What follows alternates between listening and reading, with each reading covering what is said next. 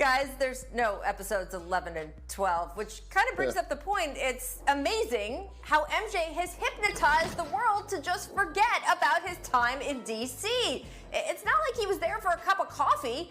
Michael spent 3 seasons with the Wizards organization. He averaged 20 points per game at age 40.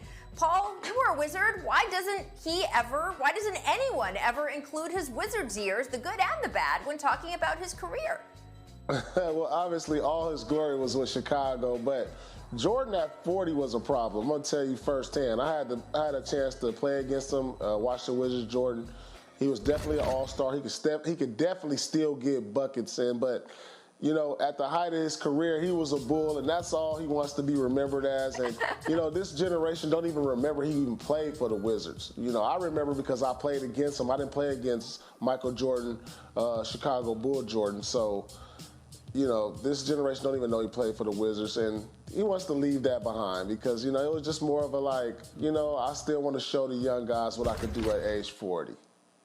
Well, and every part of his career has been mythical, from, you know, college, hitting the championship shot, rookie of the year, scoring title, elevating himself to the biggest athlete on the planet, one of the biggest athletes this world has ever seen. So even the Washington Wizards, you go back, he's the first player over 40 to score 40 points, and he had 40 and scored 50 when he was 40 years old. And he averaged 20 points a game. He played 82 games, I believe, 1 year in that stretch. So I just look, everything he did was mythical. That was just an addition, but really where he captured everyone's hearts and mind and became the MJ is the Chicago years. So yes, there is another chapter in that book, and the chapter is pretty damn good, but it's nothing like the original. Right. I just think it should be included only because when you talk to him while he was playing for the Wizards, his reasons for coming back, I thought were pretty interesting and instructive for athletes.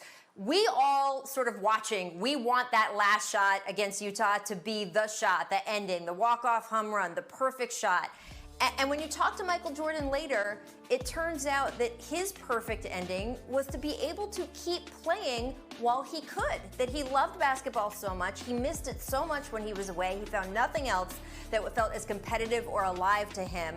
And the idea of getting to play it out until the very end, in the end, he figured out was more important to him than walking off with that walk-off against Utah. And I always think that's now interesting when we're talking about guys finishing their career. Vince Carter basically took this approach. He was like, oh, I'm going to play till the end. I'm going to play until I absolutely can't anymore. And I'm going to go play with teams where I can really get playing time as opposed to maybe being a decoration on the end of the bench for a championship, because my perfect ending is wanting to play. So I think we should talk about the Wizards. That's all I'm saying. Sometimes, occasionally. Big surprise.